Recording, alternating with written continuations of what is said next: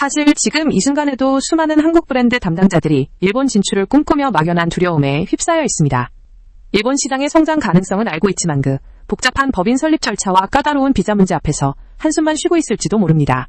대체 어디서부터 시작해야 할까? 누가 정확하게 알려주지? 이런 고민 여러분만의 것이 아닙니다. 이 영상은 일본 법인 설립부터 비자 취득까지 여러분이 꼭 알아야 할 모든 행정 지원 꿀팁을 쏙 시원히 해결해 드릴 것입니다. 이 영상을 보면 복잡한 일본 진출 절차의 핵심을 파악하고 시간과 비용을 아끼는 실질적인 전략을 알 수 있어요. 작년 한 해 한국 기업의 일본 직접 투자액이 무려 260억 엔에 달합니다. 상상 이상이죠? 하지만 놀랍게도 이 중 절반에 가까운 기업들이 법인 설립 과정에서 예상치 못한 난관에 부딪혀 평균 6개월 이상의 추가 시간을 소요했어요. 한국에서 겪어보지 못한 행정 절차와 언어 장벽 때문에 초기 진출 계획이 통째로 어그러지는 경우도 부지기수입니다. 당신도 지금 그 예상치 못한 시간과 비용의 함정에 빠질 수 있습니다. 이런 상황은 단순히 노력 부족이 아니라 일본 특유의 행정 시스템을 제대로 이해하지 못했기 때문에 발생하는 경우가 대부분이에요. 그럼 왜 이렇게 많은 기업들이 초반부터 좌절을 맛보는 걸까요? 다음 슬라이드에서 여러분의 마음을 읽어드릴게요. 혹시 일본 사업 시작하려고 하는데 서류 목록만 봐도 머리가 지끈거려라고 생각해 본 적 있으신가요? 일본 법인 설립 절차에 대한 정보를 찾아볼수록 더 미궁에 빠지는 것 같고 대체 뭘 어디서부터 준비해야 하는 거지? 하고 막막했던 경험은 없으신가요? 주변에 먼저 일본에 진출한 지인들에게 물어봐도 다들 진짜 복잡해 시간 엄청 걸려라는 말만 반복해서 듣는 경우가 많을 겁니다. 일본의 비즈니스 비자를 신청했는데 서류 미비로 계속 보완 요청이 와서 골머리를 앓고 있진 않나요? 여러분 그런 고민은 지극히 정상입니다. 수많은 한국 마케터와 브랜드 담당자들이 똑같은 벽에 부딪히고 있어요. 왜 이렇게 복잡하고 어렵게 느껴지는지 그 구조적인 이유를 지금부터 파헤쳐 보겠습니다. 왜 이렇게 되는지 그 인과관계를 쉽게 설명해 드릴게요. 첫째, 일본 행정정보의 접근성이 낮고 한국에서 얻은 정보가 일본 현지 상황과 맞지 않는 경우가 많습니다. 이는 필연적으로 서류 작성 오류로 이어지죠. 둘째, 언어와 문화 장벽이 심해 용어 이해나 현지 담당자와의 소통이 어렵습니다. 셋째, 이로 인해 제출 서류가 미비하거나 일본 정부의 까다로운 기준을 충족하지 못해 절차가 계속 지연됩니다. 마지막으로 법인 설립 지연은 대표자 및 직원들의 비자 승인에도 악영향을 미쳐 결국 전체 사업 계획에 큰 차질을 초래하게 됩니다. 이러한 악순환의 고리를 끊으려면 정확한 정보와 체계적인 접근이 필수적이에요. 그럼 어떤 유형의 법인을 설립해야 할지 그 첫 단계를 알아보겠습니다. 일본 진출을 위한 첫 단추는 바로 여러분의 사업 목적에 맞는 법인 유형을 선택하는 것입니다. 크게 지사 지점 그리고 현지 법인 3가지가 있는데요. 단순히 비용이 싸다고 지사를 선택했다가 나중에 사업 확장 시 다시 현지 법인으로 전환해야 하는 비효율을 겪을 수 있습니다. 예를 들어 한국의 IT 스타트업 비사는 처음엔 가볍게 지사를 설립했다가 현지 파트너십 구축의 한계를 느끼고 1년 만에 현지 법인으로 재전환하며 시간과 비용을 낭비했어요.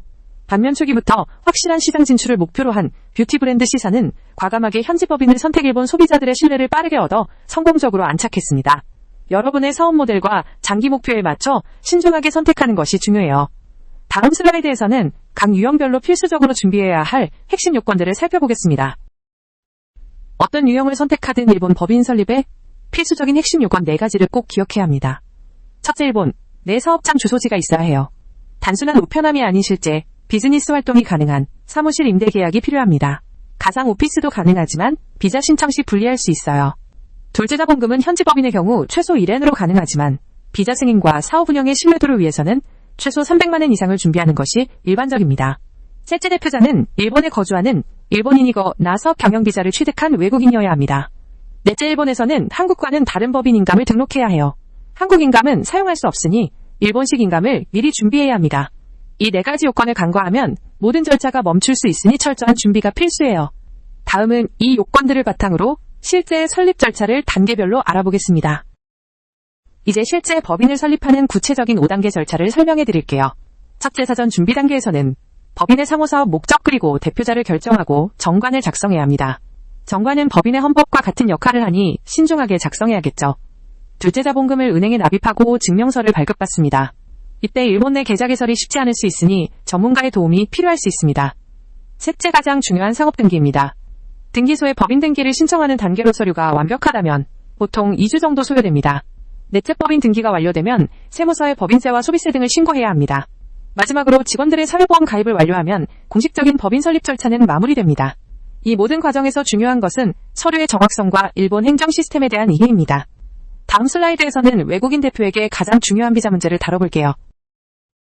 일본 법인 설립만큼이나 중요한 것이 바로 사업 경영 비자 취득입니다. 이 비자는 외국인이 일본에서 사업을 운영하기 위해 반드시 필요한 체류 자격인데요.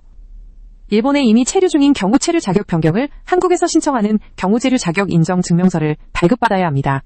비자 심사에서 가장 중요한 것은 구체적이고 실현 가능한 사업 계획서예요. 단순히 돈 벌겠다가 아니라 어떤 상품법 서비스로 누구에게 어떻게 팔아 얼마의 수익을 낼 것인가를 명확히 제시해야 합니다. 또한 사무실 임대계약서와 함께 실제로 사업을 운영할 수 있는 환경임을 증명해야 합니다. 심사관들은 사업의 지속성과 안정성을 중요하게 보기 때문에 초기 2명 이상의 일본인 고용 계획이나 최소 500만 원 이상의 자본금 증명도 유리하게 작용합니다. 이 모든 과정을 혼자서 준비하는 것은 매우 어렵습니다. 다음으로 중요한 주의점을 알려드릴게요. 마지막으로 중요한 걸 알려드릴게요.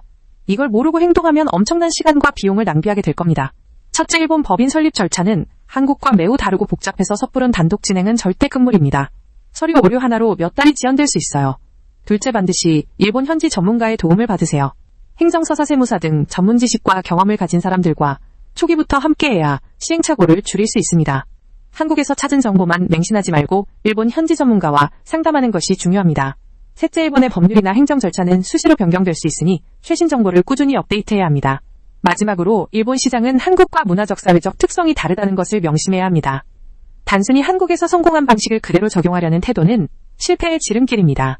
이 모든 것이 여러분의 성공적인 일본 진출을 위한 핵심 조언입니다. 이제 여러분의 행동이 필요합니다. 여기까지 봐주신 여러분께 진심으로 감사드립니다. 일본 시장 진출이라는 큰 목표 앞에서 막막함 대신 희망을 보셨기를 바랍니다. 오늘 이 영상을 통해 일본 법인 설립 절차와 비자 취득의 핵심을 이해하고 성공적인 첫걸음을 내디딜 용기를 얻으셨으리라 믿습니다. 망설이는 시간은 곧 기회를 잃는 시간입니다. 지금 바로 전문가와 상담을 시작하고 구체적인 계획을 세워보세요. J마켓 나비는 여러분의 성공적인 일본 진출을 항상 응원합니다. 이 영상이 유익했다면 좋아요와 구독 그리고 알림 설정까지 부탁드립니다. 다음 영상에서는 일본 현지 채용 전략에 대해 더 깊이 있는 내용을 다룰 예정이니 기대해주세요.